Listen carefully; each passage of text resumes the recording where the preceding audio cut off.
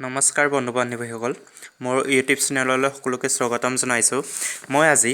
আসাম গ্ৰামীণ বিকাশ বেংকৰ ATM ফৰ্মখন কেনেকৈ ফিলআপ কৰিব লাগে থাকে আপোনাক দেখুৱাব খুজিছোঁ ইয়াত ব্ৰাঞ্চৰ নাম লিখিব ব্ৰাঞ্চ আপোনাৰ ব্ৰাঞ্চৰ নাম কোনখন বেংকত আছে কোনখন বেংকৰ নাম কোনখন বেংকত খুলিছে সেই ব্ৰাঞ্চৰ নামটো ইয়াত লিখিব তাৰ পিছত ইয়াত যদি নতুনকৈ খুলিব বিচাৰিছে ATMখন তেতিয়াহলে ইয়াত টিক মাৰ্ক দিব তাৰ পিছত ৰিনিউৱেল কৰিব বিচাৰিছে ইয়াত দিব যদি ৰিপ্লেসমেন্ট কৰিব বিচাৰিছে ইয়াত টিক মাৰ্ক দিব এই তিনটাত এটা দি দিলে হ'ব যদি নতুনকৈ খুলিব বিচাৰিছে ইয়াত নিউত দি দিব তাৰ পিছত ইয়াত নেম ইয়াত ফাৰ্স্ট নেমটো দিব লিখিব তাৰ পিছত এটা স্পেস ৰাখি তাৰ পিছত মিডল নাম লিখিব তাৰ পিছত আকৌ এটা স্পেস ৰাখি আকৌ লাষ্ট নামটো লিখিব উপাধি লিখিব তাৰ পিছত নেশনালিটি আপোনাৰ নেশনালিটি কি হেতু লিখিব আপুনি হিন্দু নে মুসলিম হেতু লিখিব তাৰ পিছত ইয়াত পান কাৰ্ড নাম্বাৰটো লিখিব পান কাৰ্ডৰ মতে যাতে ভুল নহয় পান কাৰ্ডত যেনেকৈ লিখা আছে তেনেকৈ লিখিব তাৰ পিছত ইয়াত ডেট অফ বাৰ্থ আপোনাৰ কিমান সনত কিমান মাহ ডেট কিমান হেতু লিখিব ভালকৈ চাই যাতে ভুল নহয় এড্ৰেছ ইয়াত আপোনাৰ ঘৰ নাম্বাৰটো লিখিব ঘৰ নাম্বাৰ কিমান হাউস যিকোনো এটা লিখিলে হ'ব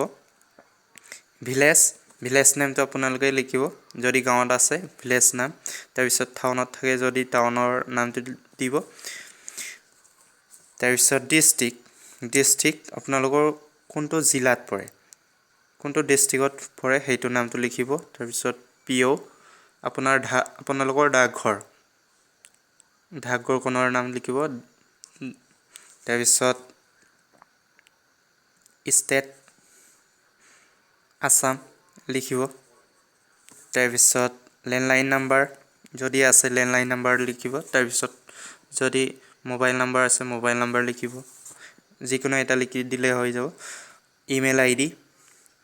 আজিকালি সকলোৰে ইমেইল আইডি থাকে ইমেইল আইডি দি দিব লগতে পাৰ্মানেন্ট এড্ৰেছ সেম হয় যদি ওপৰৰ লগত সেম হয় কৰেসপন্ডেন্স এড্ৰেছ প্লিজ ষ্টিক যদি ওপৰৰ লগত সেম হয় টিপ মাৰ্ক এটা দি দিলে হৈ যাব তাৰ পিছত ইয়াত primary account please stick the appropriate option আপোনাৰ একাউণ্টটো কি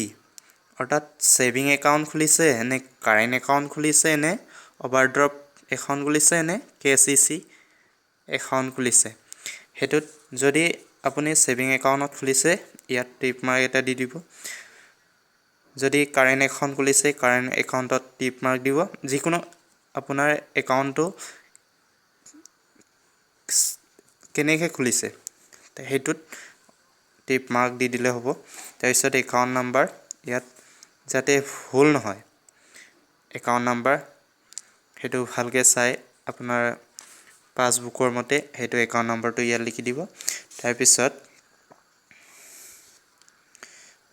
ইয়াত এপ্লিকেশন সিগনেচাৰ ইয়াত আপোনাৰ সিগনেচাৰটো মাৰি দিব তাৰ পিছত ইয়াত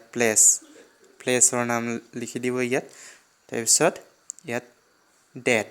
আপুনি কোন তাৰিখে জমা দিব সেই দিনাখনৰ ডেটটো ইয়াত লিখি দিলে হৈ যাব তাৰ পিছত ইয়াত আপোনাৰ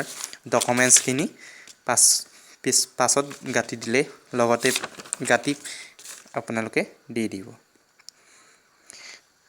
যদি ভিডিওটো চাই ভাল লাগিলে তেন্তে এটা লাইক এটা সাবস্ক্ৰাইব আৰু কমেন্ট কৰি জনাব ধন্যবাদ মোৰ ইয়াত অলৰেডি ফিলআপ হৈ গৈছে নেম ফাদাৰ নেম ইয়াত দিয়া হৈছে নেশনালিটি তাৰপিছত date of birth PAN card Aadhaar card gender হেতু সিলেক্ট কৰিব টিক মাৰ্ক এটা দি দিব তাৰপিছত এড্ৰেছ হাউস নাম ৱাৰ্ড নাম্বাৰ দি দিব তাৰপিছত এইটো নেম অফ দা ৰড নেমটো দি দিব তাৰপিছত লেণ্ডমাৰ্ক নাম্বাৰটো দি দিব দশকনা মোৰ ইয়াত দশকনা পৰে দশকনা দি দিছোঁ সেইটো ভিলেজ নেমটো দি দিব সিটি নেমটো দি দিব পিন কোড নাম্বাৰ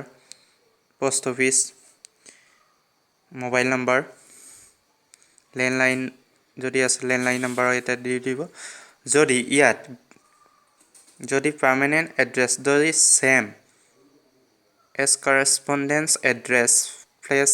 টিক মাৰ্ক যদি ওপৰৰ লগত সেম হয় টিক মাৰ্ক এটা মাৰি দিলে হৈ যাব আৰু হেকত ইয়াত সিগনেচাৰ এটা মাৰি দিব ইয়াত ডেটটো লিখি দিব কোনদিনা জমা কৰিব তাৰপিছত প্লেসটো লিখি দিব ধন্যবাদ যদি ভিডিওটো চাই ভাল লাগিলে তেন্তে এটা লাইক সাবস্ক্ৰাইব কৰি দিব আৰু কমেন্ট কৰিবলৈ নাপাহৰিব ধন্যবাদ